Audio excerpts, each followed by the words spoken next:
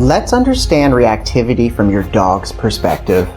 Most solutions to reactivity on the internet mistakenly address the dog's behaviors, when in fact, they should be addressing your dog's feelings. Most dogs can't cope with basic levels of excitement, fear, or anxiety, and it's just pitiful. So, when it comes to responding to these uncomfortable feelings, be honest with yourself. Are you really any different? If you're thinking you're not a reactive person, think again. When people bite their nails, fidget, tap their toes, when they get road rage, or when they coil the leash up around their hand because they sense their dog is going to become aggressive, these are examples of unconscious reactivity in humans.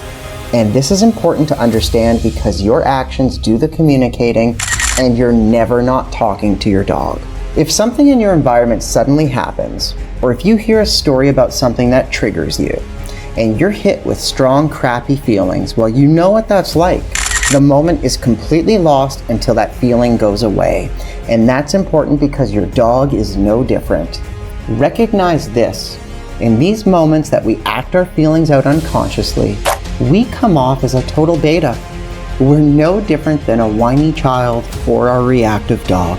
And slowly over time, the more that we do these things, the more that people and their dogs bear witness to us, the more they're unconsciously going to lose respect for us. So, are you someone who doesn't have guests over, who doesn't allow strangers to approach, or who only walks their dogs during off-peak hours?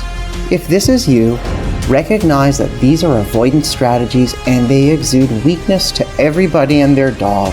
They don't address the root cause, which I will soon get into, and it's why they don't work. In fact, your avoidance and other non-skillful actions are just making your dog more frustrated, more anxious, and will only lead to greater misbehaving as time goes on. So let's get into an enlightened solution to a reactive dog on a walk, which is something that pretty much everybody has. Let's start with wisdom is power. You can see 6 times further down the sidewalk than your dog can. So remembering that you have superior eyesight over your dog should make you feel calmer. The next time that you spot that unneutered husky tugboating his owner straight towards you, choking and coughing and ready to trigger your dog, just remember this: you have seconds to react. Yet, what usually happens is both you and the other pedestrian simply lead your dogs towards one another in a straight line, and this is basically a death march to your dog. Straight line encounters are extensions of the forbidden angle, which is essentially a communication of a direct assault about to happen. Remember, in the language of dogs, eye contact creates contrast. It's only to be used when seizing assets, claiming territory, and asserting dominance. Instead of clenching the leash and freezing up, this is where a peaceful alpha takes a breath, relaxes their shoulders, puts their dog on the outside of them, which is the protective angle, and begins to walk in the shape of an arc just moments before the threshold. All of these actions are calming signals, and they all de-escalate your dog as well as the approaching dog instantly.